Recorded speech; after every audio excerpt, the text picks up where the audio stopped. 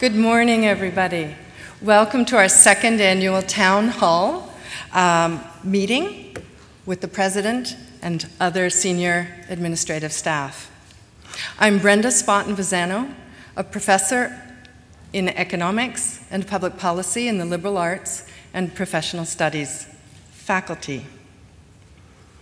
For today, we're looking to invite the President to speak for about 20 minutes, and then to open the floor to question and answers. We have received a number of questions in advance, and I welcome anyone on our live webcast to tweet us at the YU Town Hall hashtag. I'd like to invite Dr. Mamdouh Shoukri, President and Vice-Chancellor of York University, to come and say a few words to us. Thank you. Thank you.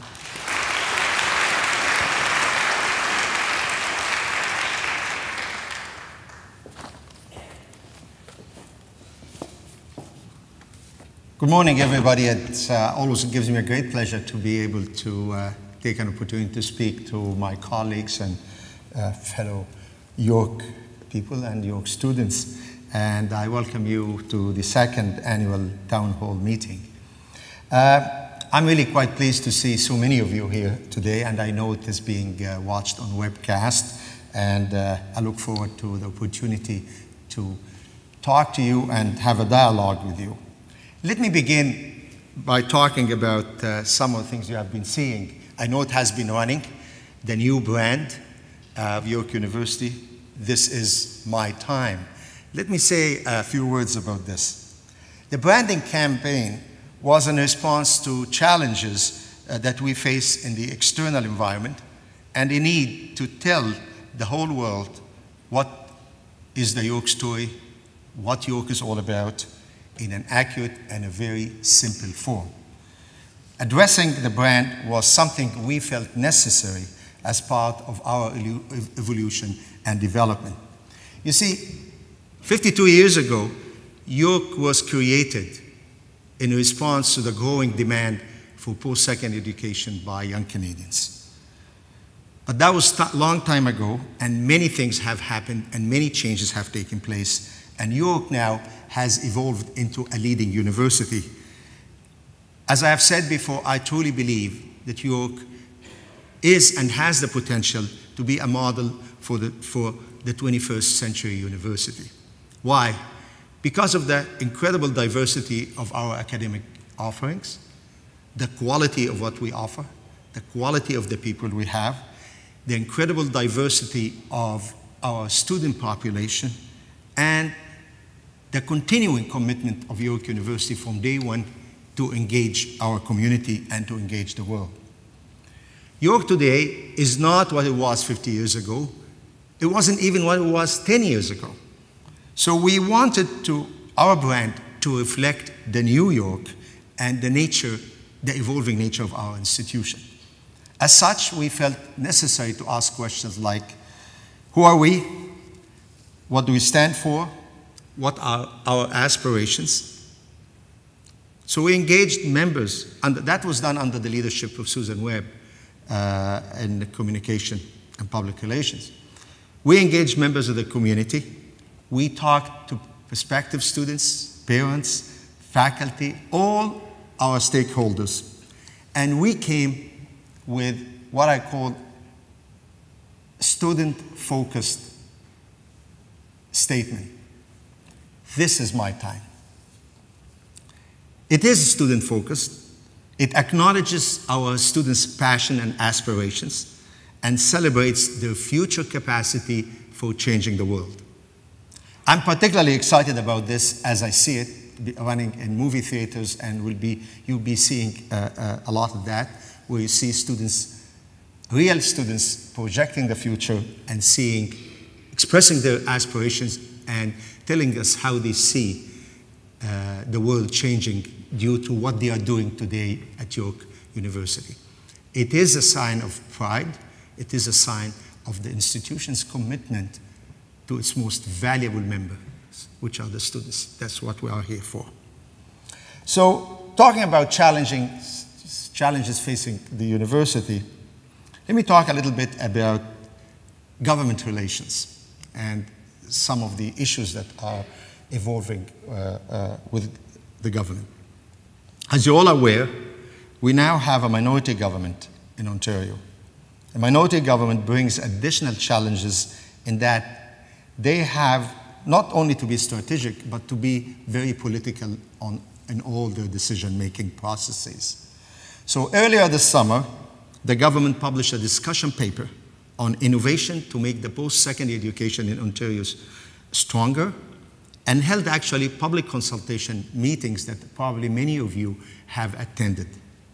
The paper is very general in nature, but discusses very specific ideas to reform post-secondary education in Ontario, such as converting our programs to 3-year programs, year-round use of facilities by having the academic year made up of 3 semesters rather than fundamentally 2, issues of expanding credit transfer among institutions and between colleges and universities, and issues related to increasing and expanding in a big way online learning for our students. The idea is to provide maximum flexibility to students in Ontario, a goal that we support, everybody supports, to increase the flexibility to our students to reach their goals.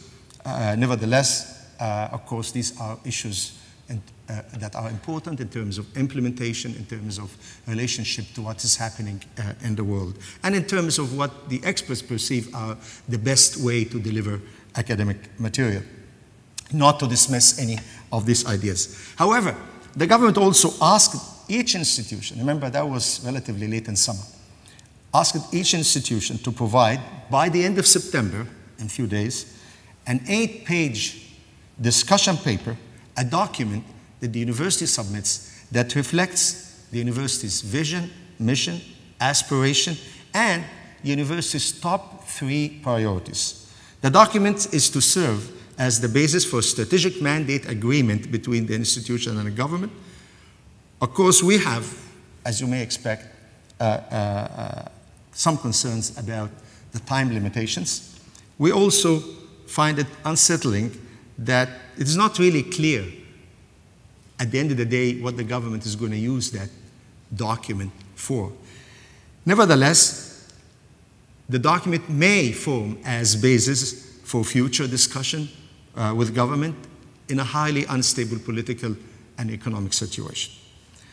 So that's our concerns.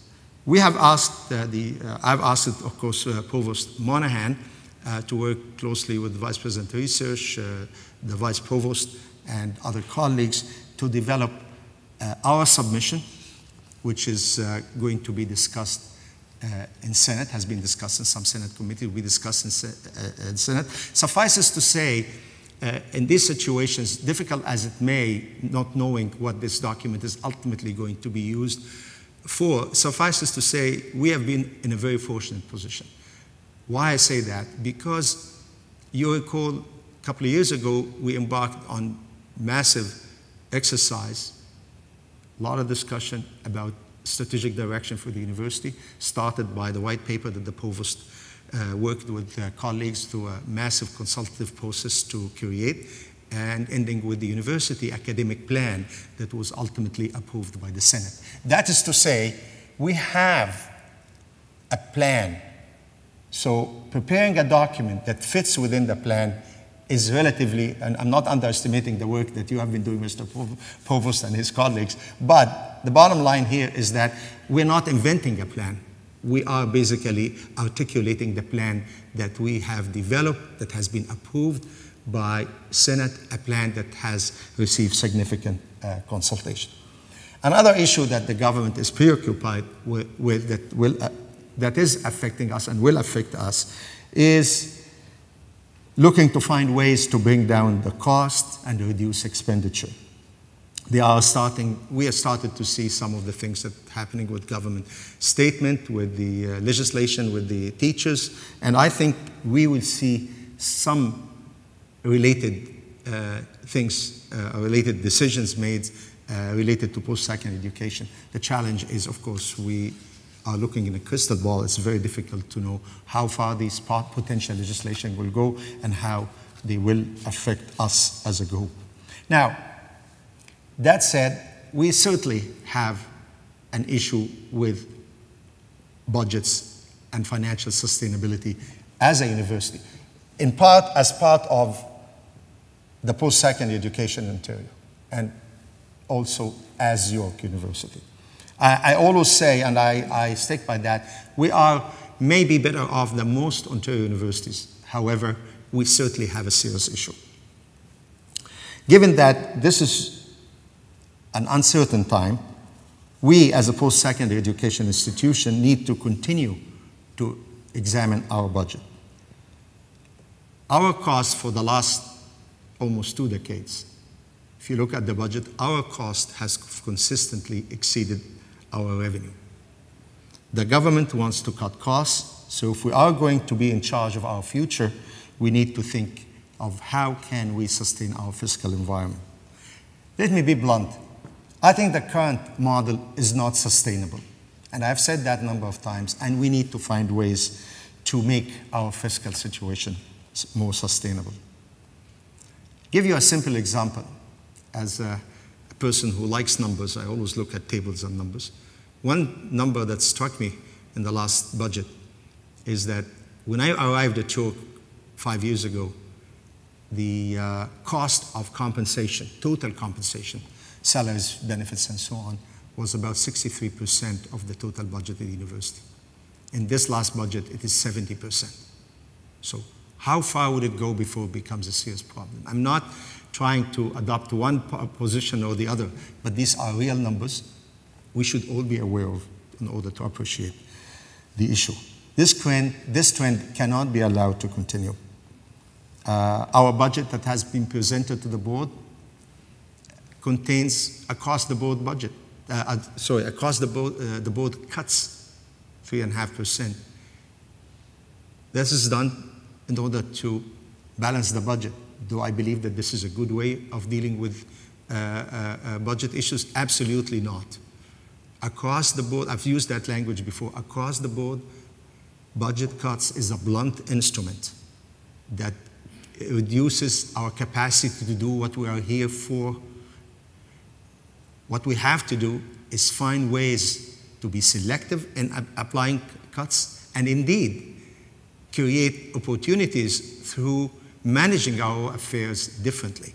We cannot continue to do exactly what we're doing, and we should not forget about the real reason for being here, which is number one, our students, and making sure that they have the academic programs that opens the doors for their future and make them develop as contributing citizens, and make sure that we create the infrastructures and the facility that is necessary for them to have an appropriate learning environment. What can we do in order to deal with these issues? You are aware of some of these things, but let me go through some of the things that we're trying to do. First, we're trying to visit the way we budget. Vice Provost Sonda Linton and the Chief Financial Officer, Trudy, they are leading a group of people looking at other budget models in order to develop ways to allocate revenue appropriately and in a more effective way. They submitted a report late last academic year about an approach to a new budgeting model, and now they are working on with their colleagues on some of the more details of the model. We are committed to changing the way we allocate resources to make sure that the resources go to the place, these limited resources go to the places where they can be most effective in making sure that our students are receiving the best education and are enjoying the best learning environment. Again, you will hear me say the same thing repeat this, because this is why we are here. And everybody, no matter what they do, have to remember this is exactly where we are here. We have an issue with the deficit in pension. Again, this is not sustainable. The government talks about pooling all pension resources and putting it in one fund to create better opportunity for investing it. I know that under the leadership of Vice President Finance Administration, Gary Brewer, that he's working with various employee groups in order to advance this subject. You all know that we have created the PRAISE initiative. This is Process Re-Engineering and Service Enhancement Project. PRAISE has the objective, the fundamental objective is to look at our processes and how we do business and to see how can we streamline our processes and become more effective and more efficient in delivering the various services. You're probably all aware that phase 1 was completed a year ago, where certain areas were identified by, and this was a study done by Pricewaterhouse, and they identified certain areas where we need to do more work and detailed work in order to streamline our processes and become more effective and more efficient in achieving our goals. Phase 2 is now underway as a result of that, and the phase 2 is being resourced through the secondment of some leaders or leading administrators on campus in order to look at various areas on our operation to improve it. Already we have made some strides, like Smart Buy and the time reporting tool, but there's a lot of work to be done, and I hope you will shortly start seeing more implementation of the results of that work. I truly believe that if we take the time now to plan prudently, we will be able to deal with this situation. Now, while I'm talking about these things, again, I don't want to lose track of the incredible commitment that this university has, its faculty, staff, and administration have when it comes to the issue of academic excellence. These uncertainties will not affect our determination to ensure the excellence and diversity of our academic activities, and that we provide our students with the best learning opportunities. So we want to ensure that members of our York community have the resources and the infrastructure they need to not only learn, but also innovate. We also continue to develop new and innovative programs while building York's capacity to advance the limits of knowledge through our research enterprise. Of course, we are welcoming now, we will be welcoming next year the first cohort of students who will be admitted directly to the Lausanne School of Engineering. I think the engineering initiative is essential to the future of the university. It responds to a well-defined needs by young people in Canada, a well-defined need for economic development in Canada and economic and social development in the local region. It will be built on the tremendous strength that we have, not only in science, but also in humanities and social sciences. And I love the phrase that our new Dean of Engineering has coined, the Renaissance engineers. We'd like to make sure we train the York engineers, engineers who understand York's heritage, and they are part of York's continuing commitment to social justice and sustainability. These are the engineers we'll be looking for, and I'm very excited about this because we are building, while we are trying to solve a serious problem, we're building the future of this important academic institution. So we are excited about that. The work that has been going on for a number of years, whether through faculty appointment and through creating and facilitating research on campus, is actually paying off. If you look recently at the work that was done by the Higher Education Strategy Associates, it's a group of people who wrote a paper creating a new methodology for ranking research institutions for their impact, in which they try to eliminate the effect of size, discipline, because many of these rankings use funding. And of course, if you are doing frontier research in certain areas of math and social sciences, even computer science, you don't need the resources that a mechanical engineer like myself would need. So funding should not be an issue. In any event, this organization, HESA, have presented a new methodology for evaluating the performance and the impact of a research institution in which York shines as compared to earlier rankings. In fact, we were among the top 5 universities in Ontario and the top 10 in Canada in terms of impact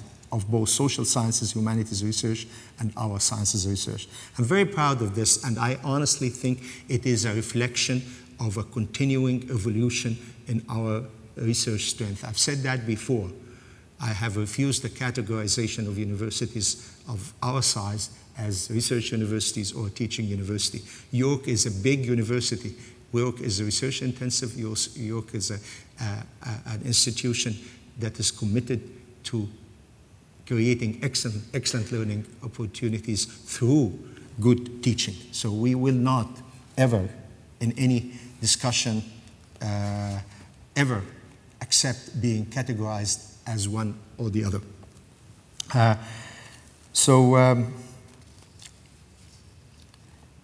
Of course, building the academy and creating the infrastructure that enables us to say that we have one of the best environments for learning involves making sure that our facilities and our infrastructure keeps up with our growth and our aspirations. And in that sense, you have seen recently that a number of new facilities have been on stream serving our students, like the incredible new life sciences building. And I was talking to one of the senior professors in chemistry here was talking about this building and the opportunity that this building affording the Department of Chemistry, of course, among others who are studying life sciences in terms of undergraduate education, graduate education, and research. We have renovated and expanded the Egnet Caniff building at Osgoode Hall Law Schools. The Glendon Center of Excellence for French Language and Bilingual Post-Secondary Education has come onto streams, and our students now are enjoying wonderful, wonderful facilities. And we're not going to stop there. Look around. I've said to parents and students who were coming as part of orientation, I will not apologize about the construction on campus, even if it creates some inconvenience. I cannot apologize for that. What I promised them is that coming in here expecting to be here for 4 years, what they're going to see before they graduate, they're going to see a completed engineering, wonderful new engineering building. They're going to see the subway running. They're going to see a new stadium. But they also will have 3 or 4 new construction sites on campus as we continue to build our future. So I'm really proud of what we have been achieving in this regard. Now, we continue to have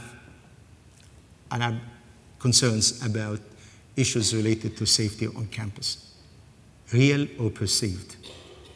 I continue personally to be quite concerned about these issues, and again, I repeat, whether they are perceived or real. We have a serious issue with safety.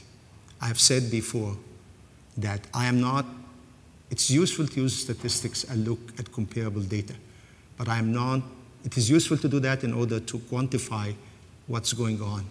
But I will not accept to hide behind the statistics, even if it is favorable. One incident is one too many. Many of you have heard me say that before.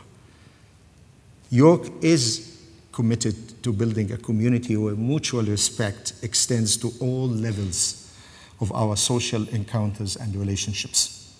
And the university expects all community members to contribute to achieving this goal. As essential partners with the university in addressing these very serious issues, students, faculty, and staff are called upon to exhibit care and concern for one another. We all share individual and communal responsibility. York will continue, I promise you, you're all aware of the amount of investment in time and money that the university have put forward in order to improve the security and safety on campus. I'm not going to go through the list. But we will continue to invest in new and innovative safety initiatives, such as our Respect, Inclusivity, Awareness tutorial and the new safety initiatives campaign currently in development. We will not give up. We are committed to improve our communications around security incident by emailing security bulletin appropriately to all members of the community. I promise you that people who know me know how distressed I am by this issue, because I see, on one hand, a real, genuine issues of safety, and as I said, I believe one incident is one too many. At the same time, I see an unfair portrayal of York University, and I'm quite concerned about this. The one thing I have said before, I don't accept failure. Failure is a language I don't use. We will continue to work, and I need your support. We'll all work together. I created the President Safety Council, made sure it has membership from outside the administration in order to hear what people are saying. We're working with student groups. Every group is willing to work with us to deal with it. I'm sure this is going to come up in questions, so I'm not going to spend time on it now, but I'm happy to talk about it. It is of serious concern of mine, and we will not give up, and we will continue to work on this. Again, whether it is a perception or it's a reality, I know it's a mix of both. So, let me in conclusion say, I sincerely believe York University is on the move. I've said that before. I don't see any university in Ontario, or indeed in Canada, that has the potential this university has. Given what we have, the environment we are in, the community we are serving. We should keep this in mind. We have the people who can make it happen. We have the drive, the determination, and we have the plans in place to achieve our goals. As I said at the outset, I believe we are and we can be a model university for the 21st century in the quality of what we offer, in the diversity of the academic programs we offer, in our commitment to be a borderless university and engage our community and the global community. We are definitely on the path to become one of the leading institutions in North America and in the world. So, following what we have been doing in the campaign, I'll fast forward. 2025. My work as president at York University had helped the university become one of the world's leading academic institutions. This is my time, and this is your time. Thank you.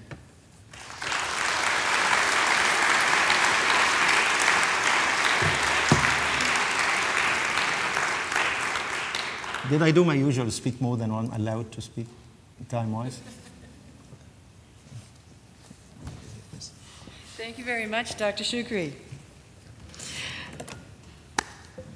As the second part of our town hall, it is an opportunity for the broader York community to address questions to the president and his team. We have received questions in advance, both by email and on the Twitter, the YU Town Hall Twitter. In addition, we invite people from the audience to pose questions. If you have any, you're invited to raise your hand. We've got wonderful student ambassadors with a microphone who will provide you with a mic when I call on you to pose your question.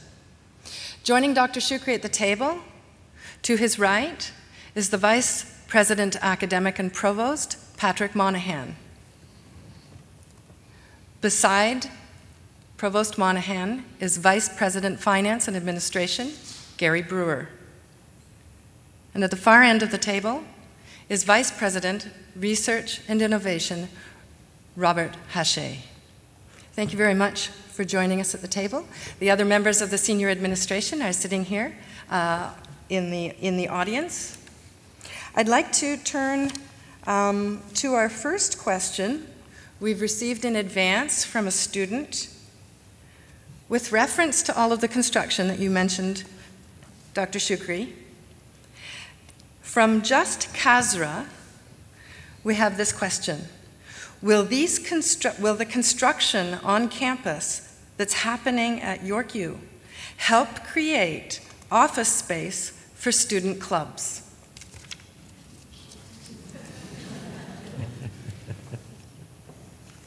I will deviate as usual, and I'll come back to this point. One of the important things, you recall Provost Monahan earlier led a group to look at student life on campus.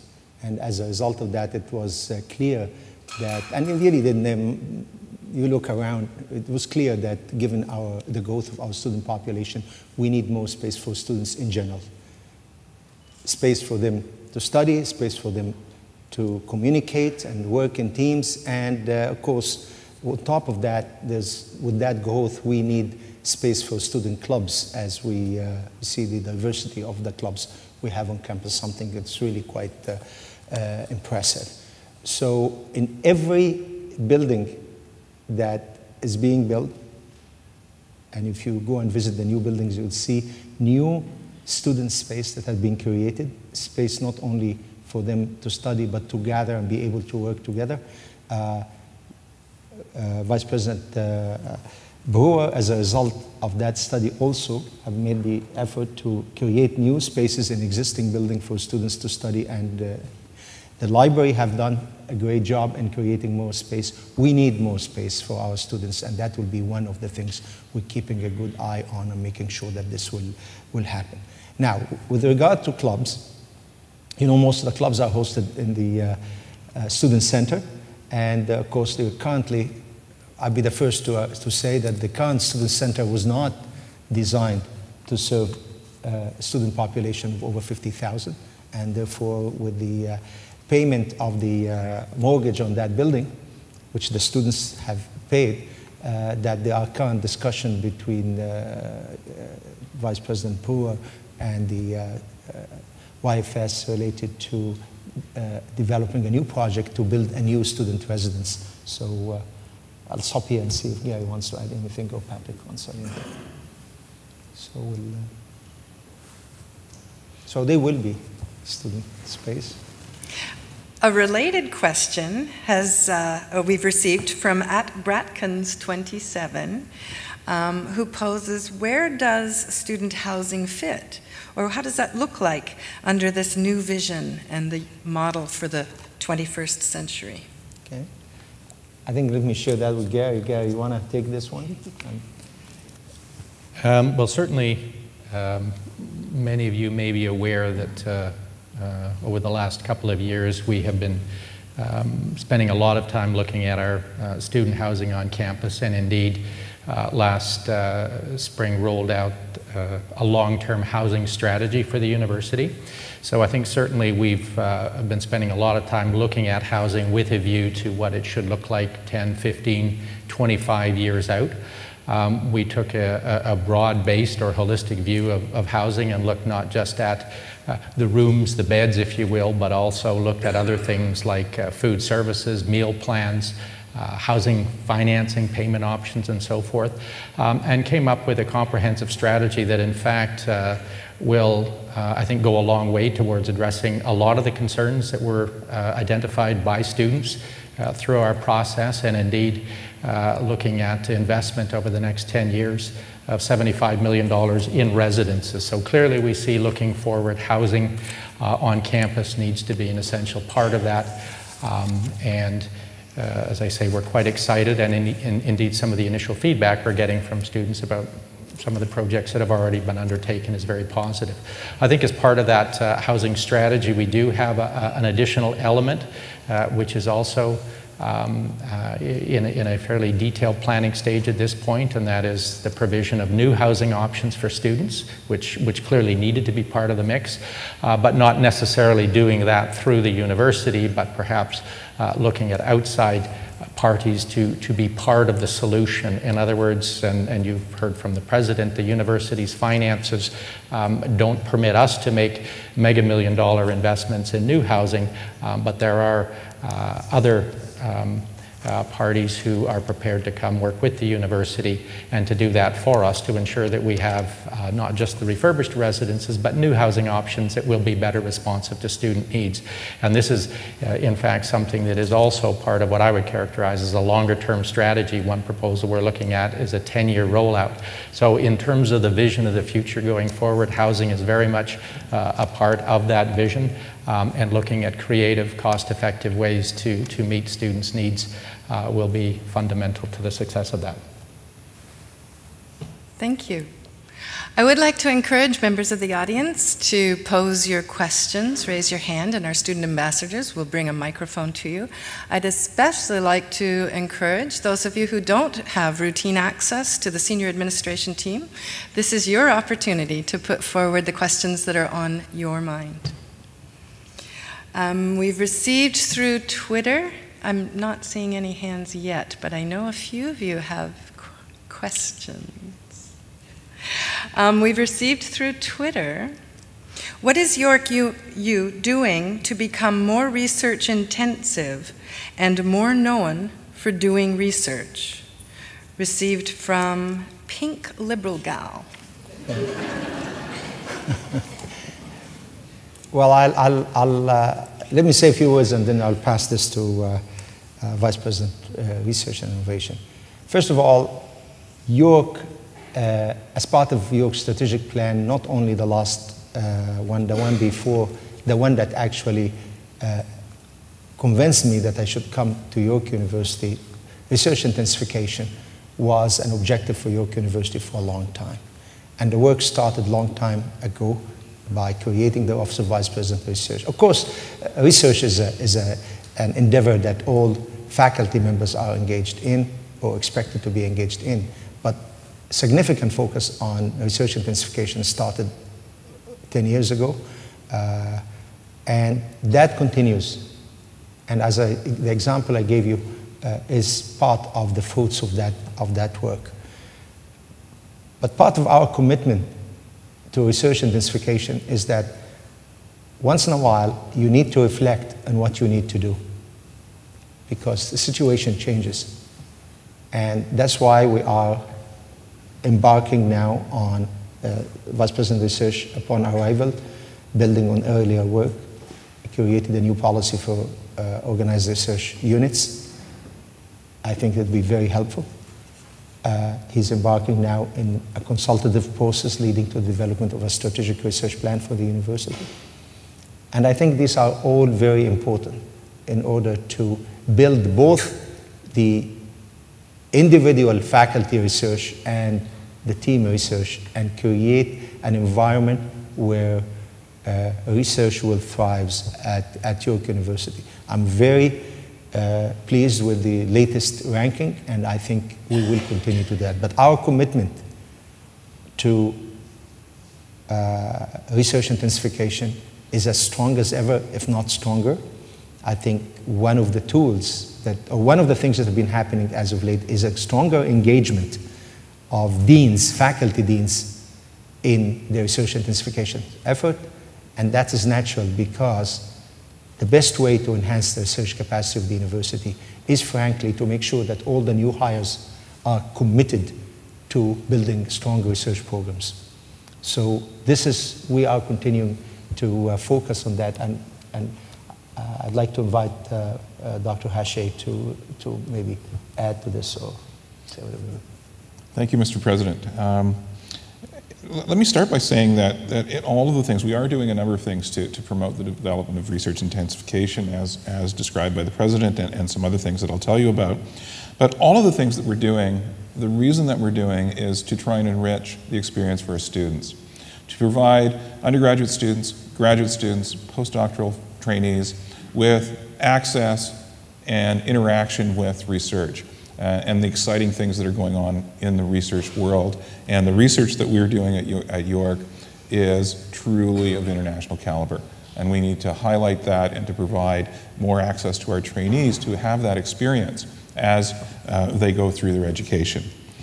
We are doing a number of tangible things to try and increase research intensification, as was mentioned. We've recently developed a new policy for our research institutes and centers that's explicitly aspirational, that provides we hope the groundwork, will provide the groundwork for the continuous building of our coordinated research activities where people are working together and benefiting from synergies that occur from having the ability to talk to your colleagues and interact with your colleagues. There's also, in the new collective agreement with the Faculty Association, a new program that provides for 60 new research-related course releases to provide the opportunity for faculty to build up their research enterprise. We are having a conversation, and I hope that many of you know about this, and I hope that many of you are already engaged in this, a conversation about developing a new strategic research plan for York University, to tell the story of research at York and to express where we see ourselves going as an institution.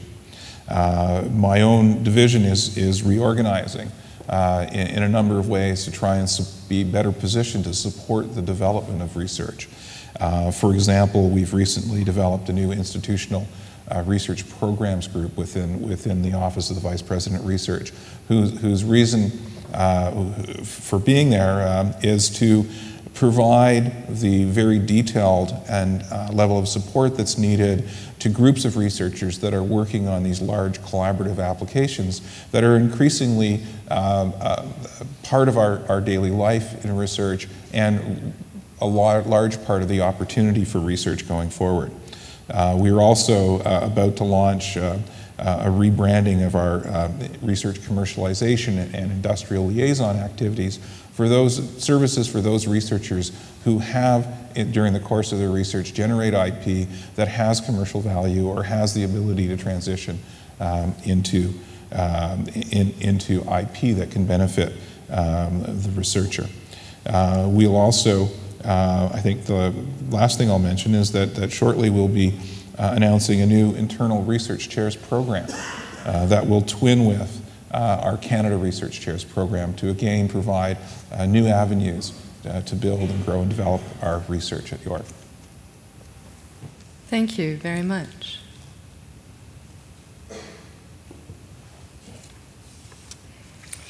A question we've received from Mr. Shorthill addresses the entering average grades of our York students. Is the entering average to get into York's Faculty of Liberal Arts going up? How does this compare to the Provost's white paper?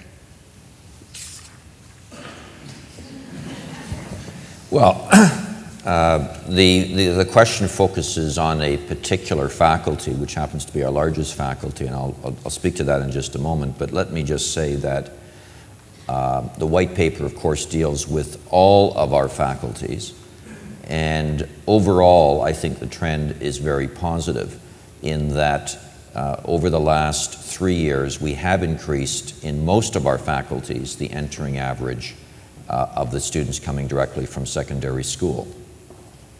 The biggest challenge, and for example, in the Schulich School of Business, the entering average is 91.5% or something like that, and in some of the other faculties in the Faculty of Science and Engineering, it's well over 80% and so on. But the questioner focuses on the Faculty of Liberal Arts and Professional Studies, and I think that we have been making progress in that area, but I have to be candid and say it's not been as strong as we would like it to have been, in that we had set a target by the year 2017 to have an entering average, a minimum entering average of well over 75%, and I think that we are, I think it's going to be difficult, if I can put it that way, to achieve that target, but nevertheless that remains the target that we would like to work towards.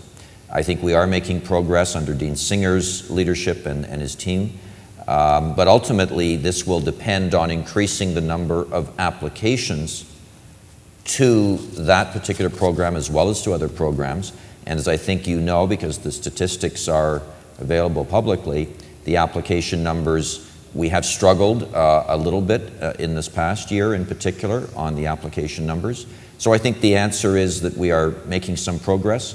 I don't think we're making as much progress as we would like to make, but I know that we are, the team, working and making every effort that we can to focus on that initiative, which remains an absolute essential priority for the academic excellence that we are all committed to achieving. Thank you. Question from the floor, please.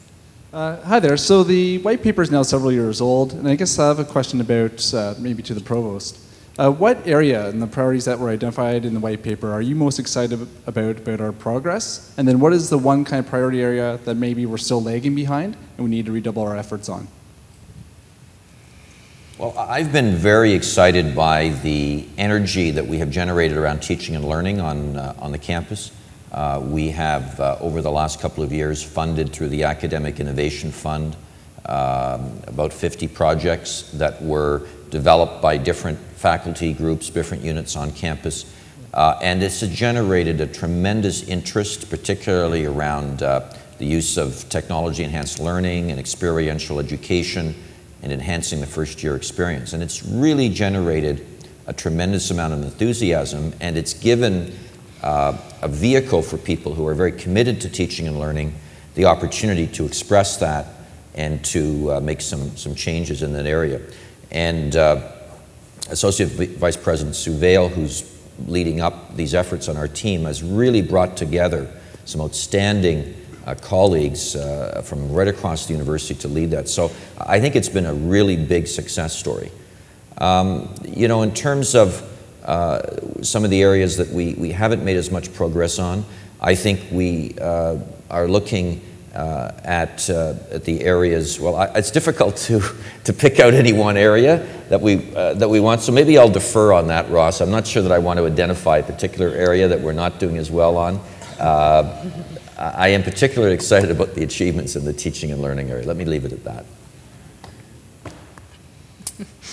Thank you very much. Our next question comes from F&T, and President Shoukri, it does address one of the most troublesome issues at York that you did mention in your comments earlier. Can you tell us what steps are being taken to combat the sexual assaults at York U? Well, I'll say a few words and then I'll ask Vice President Brewer, since he's ultimately responsible for safety, to comment or maybe add some more detail. But with your permission, I'd like to just say a few words in the beginning. There are issues of safety and violence that are, one can categorize as broad societal issues. And there are issues that are daily occurrences. They are obviously not unrelated, but I'd like to look at it in two different ways.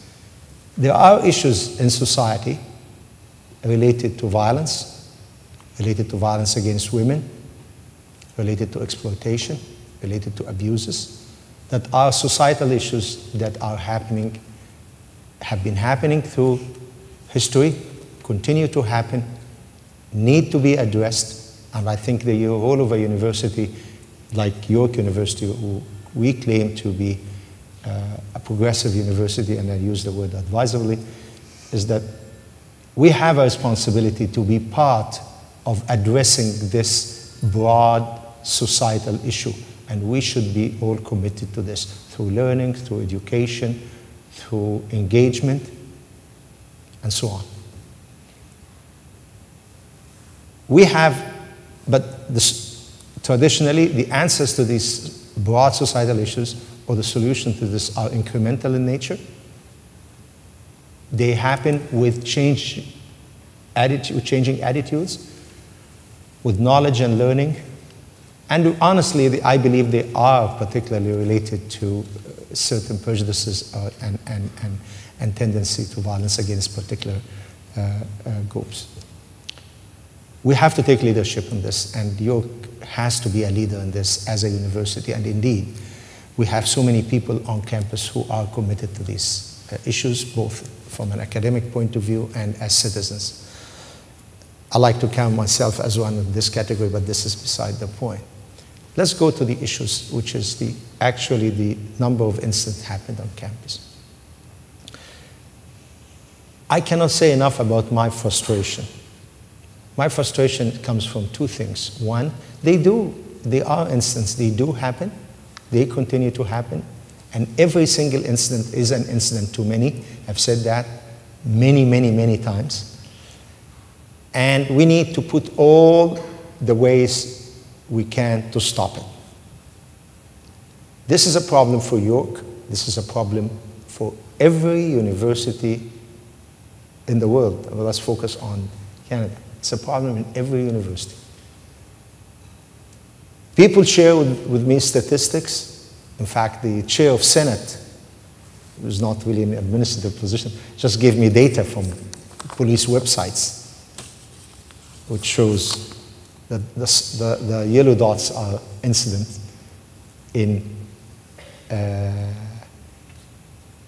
at York. York is the white part of the map. You want to see another sister university who happens to have their offices and so on near Church and Young?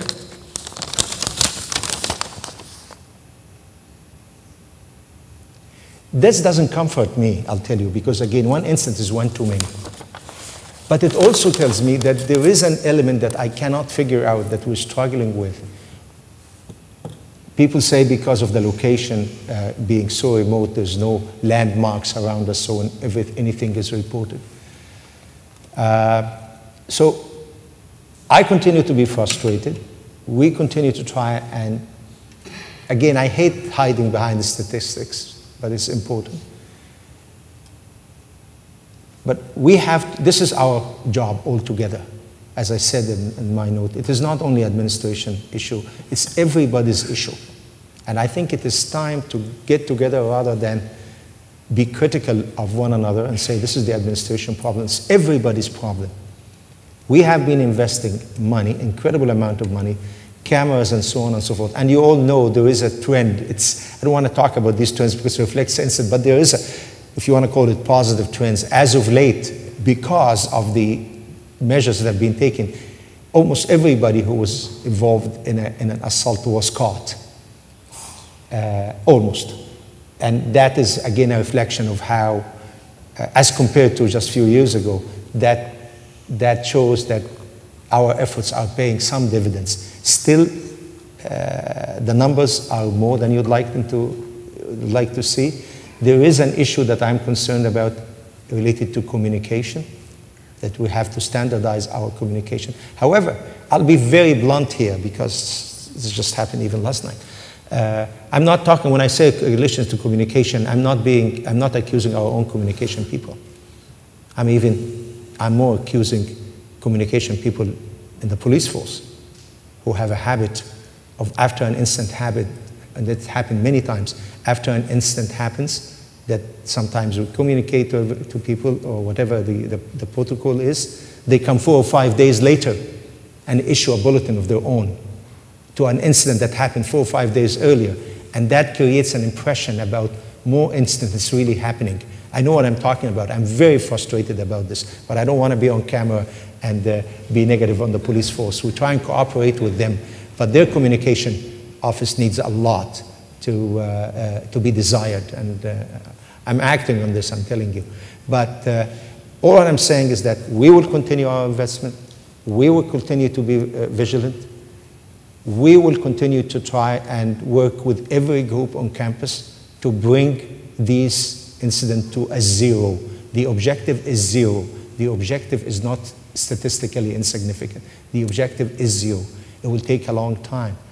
But I don't want people to mix the two issues about dealing with today's problem with dealing with the long-term societal issues of violence against women, prejudices, and other forms of prejudices. So, Gary, you maybe want to be more specific about what we're doing and what we have been doing or intend to do.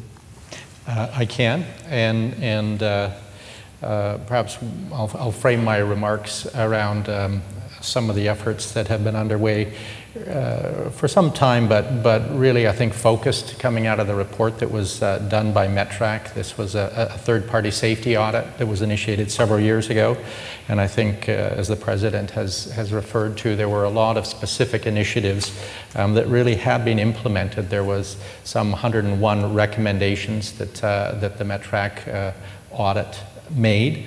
And at this point, we're at about 70% of those recommendations are either implemented or significantly advanced. I think the way that the METRAC audit framed its recommendations, there was some near-term things to be done within 6 months, some medium-term things to be done over a 2-year period, and then some longer-term pieces. So obviously, the ones that we've completed and moved forward with were those earlier items. And I think it's one dimension to the issue, and these are the more concrete steps that as a university we can take and do really largely through an investment in money, people, or processes. Some of those things include, we now have 70 installed and functioning LCD emergency messaging screens across the campus. We've got 2 buildings equipped with a PA system with a 3-year plan to install across all academic buildings on the Kiel campus. We've had significant additional security staff brought into that area of the organization. In addition to bringing in the numbers, we've also essentially retrained and certified over the summer all of our security personnel to be prepared for an enhanced role and increased responsibilities to begin, we anticipate, later this fall. We have expanded the campus shuttle service, and in fact, this is where we actually can see some positive signs. You don't want to get lost in the statistics, as the President has said, but we've seen with the expanded shuttle service, particularly into the village, which was an area of concern expressed by students, such a significant uptick in the usage of that service. In fact, we're actually looking now at perhaps further expansion to that. This is one of those things where more use of what you're putting in place clearly is the right thing to do. You know, blue phones, 17 new blue phones installed this fall, which increased our exterior phones by 50%. So a lot of those physical and equipment kinds of measures have been put in place and are very well in train. But I think that's only part of the story, and I think this comes through clearly in the President's remarks, that there's a deeper issue here, a societal issue of gender-based violence. And this will actually take a longer period of time to try to address. And this is, again, where we can use the METRAC recommendations to help shape the directions forward as we begin to try to change culture. We have, obviously, the Respect, Inclusivity, Awareness tutorial already been mentioned. We've got a new educational advisor in the Center for Human Rights. We've now posted for a new sexual harassment prevention advisor.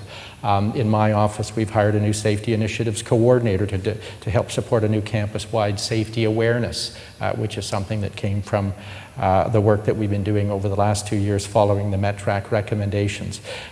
We've got a Community Safety Council, which was chaired by Professor Bradshaw, now has recently been taken on by Professor John Amanatides, which creates a broad-based community forum where safety issues can be brought to the table from various perspectives and really to help shape and drive the university as it moves forward. So we've moved from the harder edge measures, we're now getting into the education awareness. We've instituted new communications protocols around security bulletins, really with a view towards trying to empower our community to make use of information we make available to them so they can make informed decisions. And this is particularly important as York University really starts trying to take on what we would, as the President has said, as a leadership role in this significant issue. Our view is we want York to be seen by other universities, other colleges, as a leader in how we approach these kinds of issues. So more work to be done. We will continue to consult across the community, and indeed this is a community-based approach that we're going to have to take. There's a lot of very, very capable, experienced, knowledgeable people in the York community, faculty resources, staff resources, students who clearly have a say on this, but coming out of a town hall on safety that was actually organized by QP 3903 not long ago, it's pretty clear that it isn't just on the York campus, but indeed there's community partners surrounding the campus who have a view on this issue and are experienced in these kinds of issues that we can actually draw upon. So we're still in the earlier days of those sorts of dialogues and consultation, but as the President has said, no stone will be left unturned as we try to move forward and deal with those harder issues around changing culture. Being close to this as much as I can, and this is being an important subject of mine, in spite of successes and some hits and misses here, I'd like to say something that I have seen an incredible effort and incredible commitment from all people who are formally entrusted with this, whether our security officers, the student affairs, the Office of Human Rights. We're all trying to do their best, and in terms of both the long-term issue and the short-term issue. And they can do better with your support and all of you, because this is a problem. We have it. We all are into it. It has reached a point where I think it has to pass the rhetoric about who's responsible, are you doing the right thing or the wrong thing. It is our responsibility, our meaning all of us, and we have to work together in order to deal with this issue, to make our York University the safest place in the GTA. I still sincerely believe it is a safe place by the standards that the statistics will advise us with, but again, it's not enough. And I don't want to hide behind that.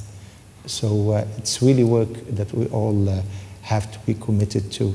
I'm following actually the Twitter, and there's Mike 2825. There's one who asking about safety, so I hope he got his answer or she got her answers. And and there's a question here, can I share it with people? About the Life Science Building. Is there a student club space in Life Sciences Building? I don't know. There's student space, but I don't know if there's a student. One of the questions on the Twitter, anyway. I shouldn't follow that. It's not my job. I should let other people do it. But. Thank you very much. The next question we have is from a student. Diane W. asks about plans to enhance student academic advising.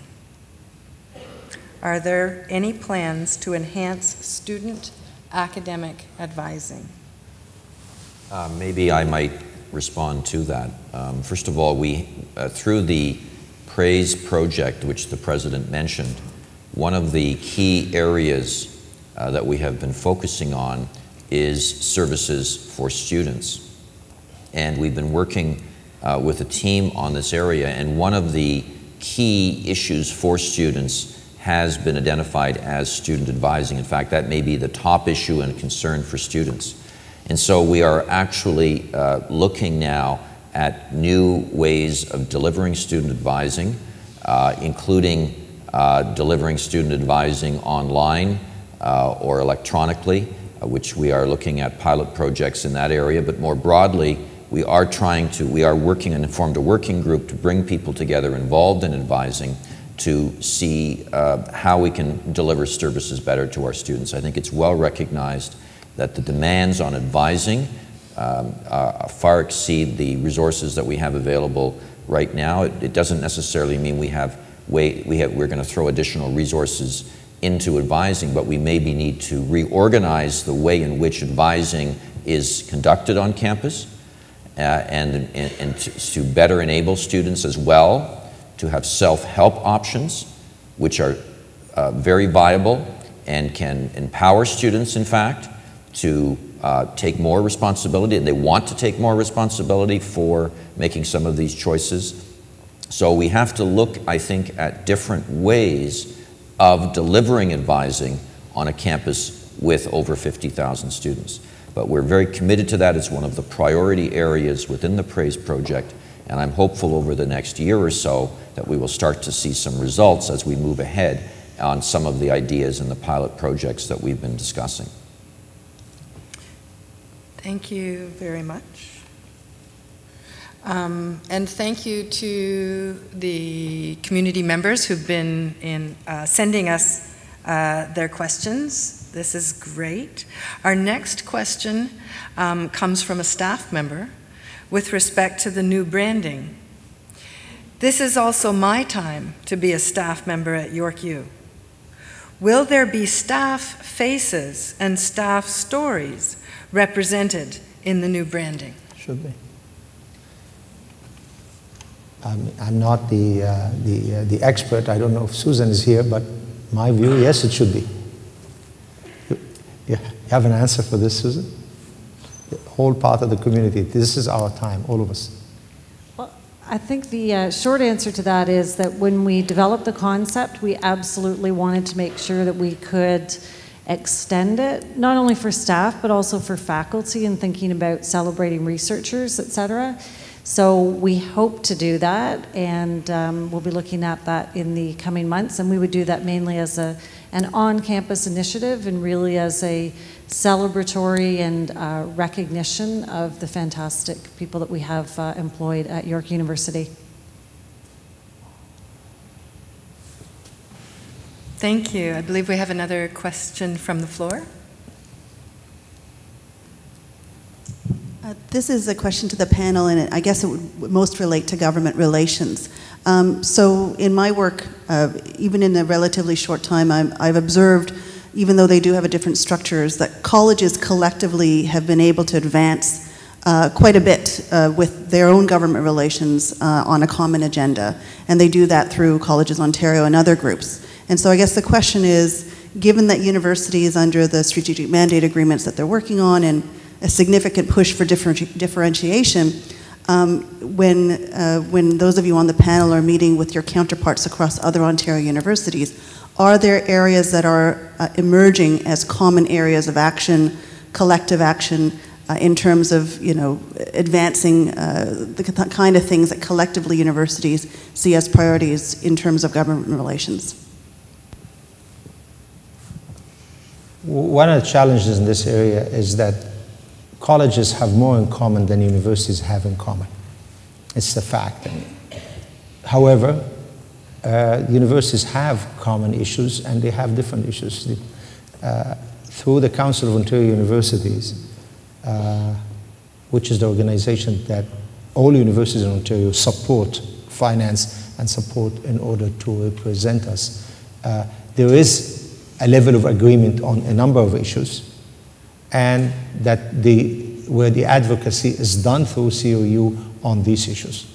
However, each university has, again, different aspirations that tended to present the university as not as a coherent group as much as the colleges can present themselves. This is the nature of the situation that we have, and we're dealing with it. The advantage York has is that we have historically had, through the work of our predecessors, significant and stronger relationship with the college sector. Many of you may or may not know that in our student population, at any given time, we have more than 8,000 students on campus who've had prior college experience. So when the government talks about credit transfer, how important this is, I mean, we have been practicing this for a long time. We are the pioneers in this. We are able to be a bridge between the universities and the colleges. But to be very frank, and I think we have a role to play in that in the future as the government considers various options to move forward. However, to be very frank, I don't see in the near future a situation where the universities of Ontario will get together to form the same solid common front that the colleges present. It just can't happen. If you look at the composition, the size, the interest, the reach of, say, University of Toronto versus Laurentian or Nipissing. I mean, these are two universities in Ontario. I'm not saying one is good, one isn't. I'm saying just the difference in circumstances, interest, global reach, you name it. They are very different, and it's very difficult to bring those two together to create a common front and make a common ask from government. As I said, York has been, as far as I can claim, that I have been trying since I came to York to be a bridge, given the historic strong relationship that York University has had with colleges. Thank you. This next question comes from a non-academic staff member. It must be from a faculty because it's spanning 2 cue cards. All right. This one is a question about experiential education, and it's the challenges we face with mounting experiential education courses versus the traditional instruction or lecture type approach. It's a bit long. Let me read it and perhaps read it again. The Academic Innovation Fund has been funding projects to help promote experiential education at York. However, students prefer to drop these courses and enroll in courses that follow the traditional instruction type approach or lecture approach. There is a disconnect between what we aim to achieve regarding the quality of education we would like to deliver versus what is happening in real life vis-a-vis the cancellation of courses with an experiential education component. Please comment. Shall I read it again? No, I think we can. You got it? I think, you know, I guess I'm a little surprised to hear, I don't know if it's a student or it's a faculty member. A faculty member saying that students are dropping courses that have experiential education components in favor of traditional, I'm assuming some kind of lecture style. My experience is, in fact, that students very much want educational opportunities whereby they can actually apply the theoretical knowledge that they are learning in their courses. And in fact, the trend, not just at York, but worldwide, certainly other Ontario University, but worldwide, is to enhance those opportunities. Now, that doesn't mean necessarily internships or placements in the community.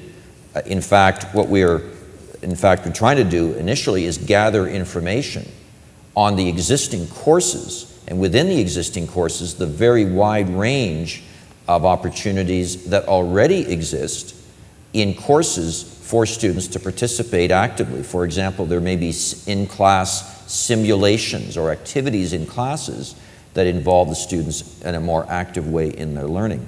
I think there is very strong research in any event to say that students who are actively involved in the learning process learn better, they retain the knowledge that they gain better, they can apply it in different circumstances, and ultimately the quality of the education that they receive is better. So, you know, our commitment to experiential education is based on a lot of things. There may be some courses that are canceled. There are different courses in different faculties that are canceled for different reasons. I'm not sure what particular courses those might be, but I can tell you that I think that there's very strong evidence to support the movement that we're trying to pursue in favor of experiential education, including, I think, the opinions of students whom I talk to who are very much in favor of this trend. Thank you. This next question comes from a community member who appears to be spending a fair bit of time over in the Center for Film and Theatre. Jenny asks, why aren't there any microwaves in the Center for Film and Theatre? Is that mine, Mr. President? Well, I can only tell you one experience when I played a student for one day. I don't know if played is the right word, but I was a student for one day, and I packed the lunch and I tried to heat it in the student center. The lineup was incredible. And since then, I think there was an increase in the number of microwaves that have been installed. So maybe I should spend some time next time I play a student in there, but I don't know. Yeah, I'm sorry, I was just... Actually, it's certainly, I think microwaves are an issue for the Student Center, having spent many years on the Student Center board. But outside of the Student Center, actually, I don't think we have a lot of microwaves on campus. It's you know, more of a hit and miss kind of thing. I think there may be one in HNES, a couple in Glendon that I'm aware of. There used to be microwaves in the Center for Film and Theatre as well as in Stong. But it was a service, if you will, provided by one of the operators, the food service providers. But as they've either moved on, or in the case of the Center for Film and Theatre, there were some health issues, liability issues, and unfortunately those microwaves were taken away. In the dining halls we used to have microwaves, but again there were some cleanliness and upkeep issues that were solved not by caretaking but by having them stolen. So they were not replaced. But I think the question is a good one, in as much as students need options. So I think on reflection and hearing the President's observation, I think I'll take that one away and work with our CSBO folks to see if maybe we can put together a more rigorous framework that at least gives some level of service, but that is sustainable, as in clean and reliable. Wonderful. Thank you. Our next question comes from Claire Lee about the Respect, Inclusivity, and Awareness tutorial. Why is the Respect, Inclusivity, Awareness, and Awareness tutorial not made readily accessible and perhaps mandatory for all students? I don't know who wants to take this, but my information, you want to go ahead? Well, Noel is here, and Noel has been, Noel Badiou. I'm sorry. No, because go ahead. I think, no, but I think we want it to be accessible. Being mandatory is a question of Senate approvals, but I want Noel to respond to that because he knows my views about that too. He's the director for the Center for Executive Director for the Center of Human Rights. Director. I guess that's why they had me sitting in the front. So yes, the Respect, Awareness, and Inclusivity tutorial has been in the works for a couple of years now. It is available through the Moodle, so students, actually faculty and staff, if they contact the Center for Human Rights, can register to take the tutorial in its current form.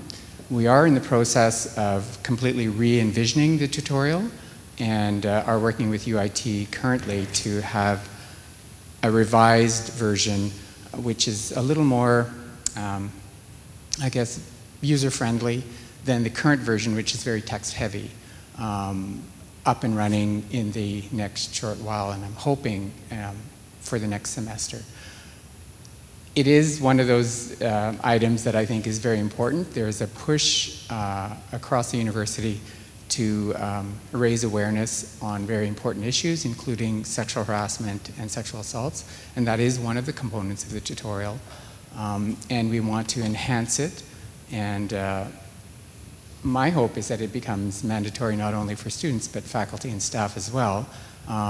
And we are certainly in ongoing discussions with faculty and staff members as we interact with units about encouraging the use of the tutorial.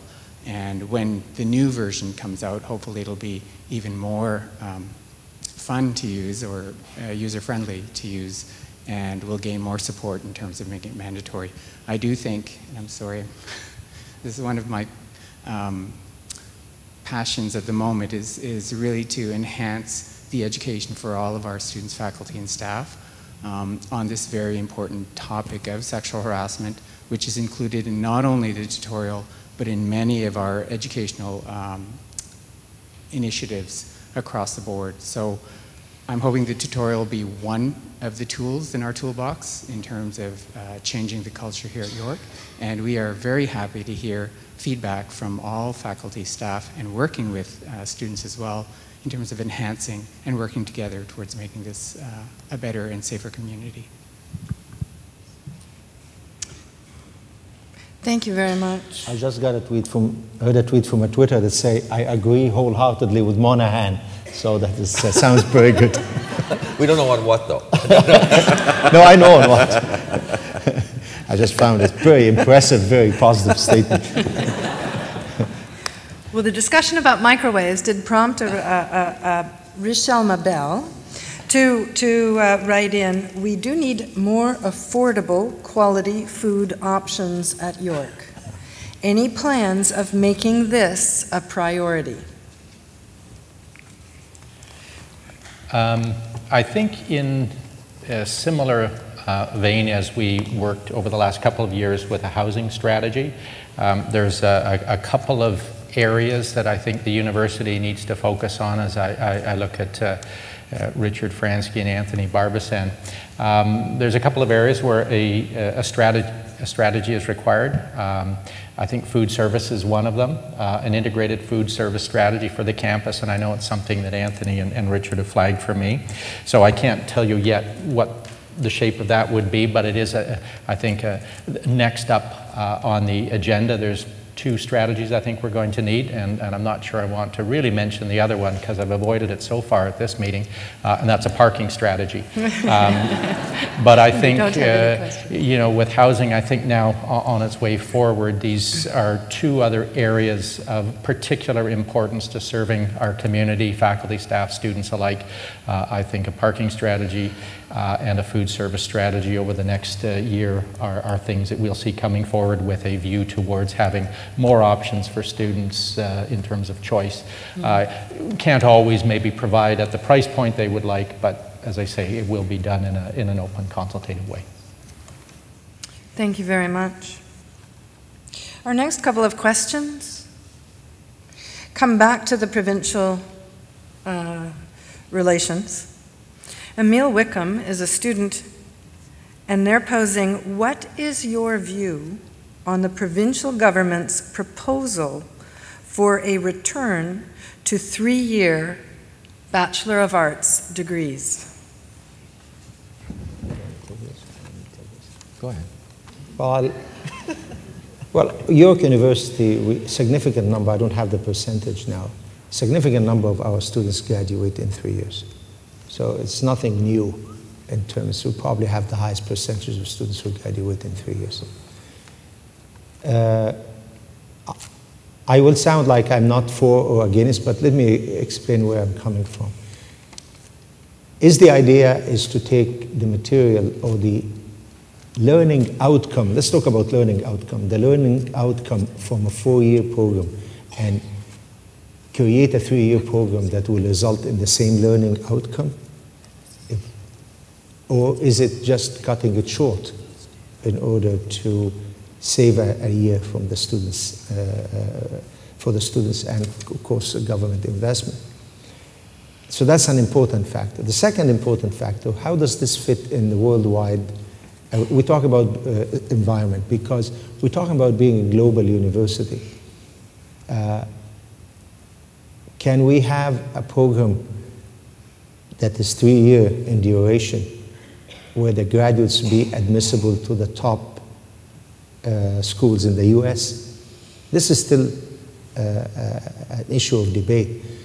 The Bologna Accord, which was where most European countries have agreed to, which basically talks about a program that is 3 years in undergraduate studies and 2-year master's degree for a total of 5 years, from high school to obtain a master's degree. I think this is doable, but with different entry and exit points. I don't see a problem with that, a 5-year program leading to a master's degree. 3 years on its own, there is even some opposition to that in Europe itself. So I think the judgment on that is not clear yet. I just worry about disadvantaging our students. I like the idea personally, on a personal level, of a 5-year program leading to a master's degree. I think it is doable. And I think we can do it. So there are elements of that proposal that I think we can implement right away, and there are elements we'd like to reflect on and work with others so that we do not disadvantage our students. So I'll stop here and ask the provost if you want to. Well, I mean, I agree with the president. The only thing I would add is that we actually already have a 3-year degree at York University. Students can register for a 90-credit undergraduate degree, which is actually different than most other universities. There's very few universities in Ontario now that have that as an option.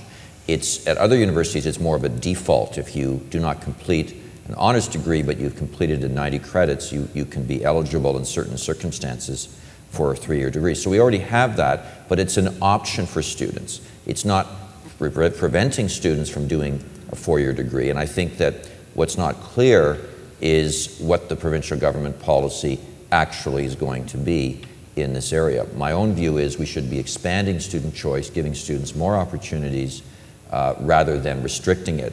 But you know, we already have the degree. It's not a question of bringing it back.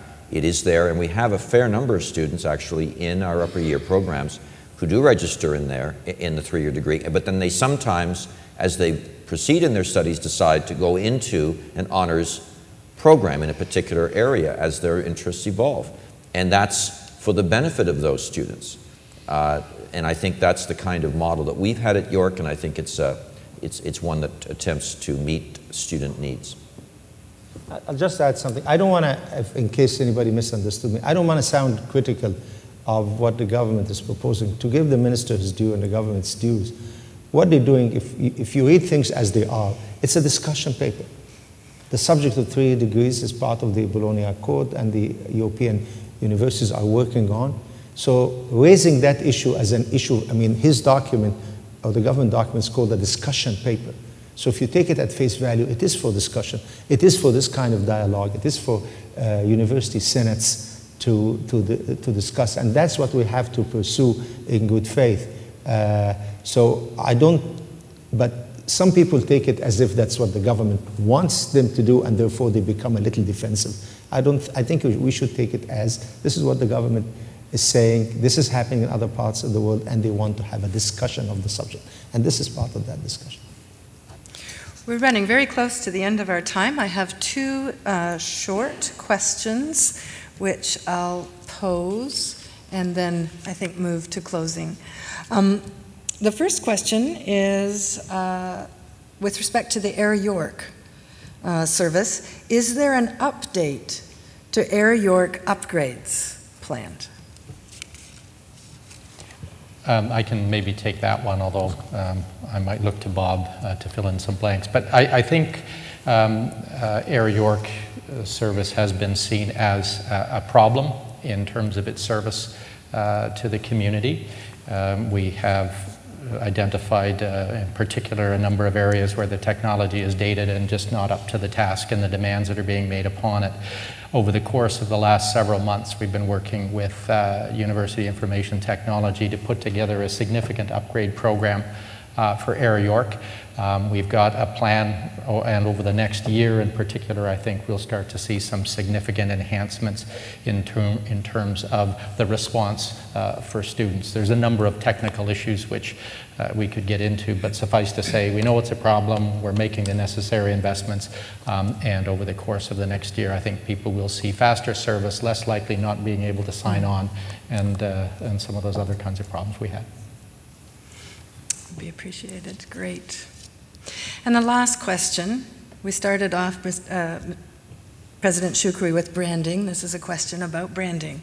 Will the York U station and the first subway train be branded in York U colors? Of course, it will be officially, and I stand to be corrected, but my knowledge is that it will be called York University. So that's for sure. I don't think they have a choice. It's right in the middle of the campus. Now, I actually love to do that, and I have said that in public and private. We should really be able to brand it the way the museum is, the way the Louvre is, metro station in Paris is, and it becomes a York University, such that if people like me who tend to fall asleep in subways when sitting in the subway wake up, realizes right away where they are without having to read the sign. So I'm saying this because I have been, I have done that before. But in any event, so I really sincerely look forward to this, and this is something we would like to find a way of getting it done. But let them go through, as I understand it, today is the day where the Boeing machine is going under Schulich. Is that correct? It is indeed. Many may know that the project did have some delays in getting the boring machines going. We, as a university, obviously wanted to protect the Schulich building, and so the machines actually have been installed under the common for some time. However, a good plan has been put in place that we're comfortable with. We've confirmed with the dean his third-floor office will not end up in the basement.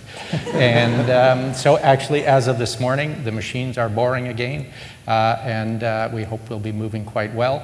And maybe I'm not a marketer, but I'd almost argue that the subway may already be branded York as the Red Rocket. I think there's something we can, we can do with that, Susan. I don't know.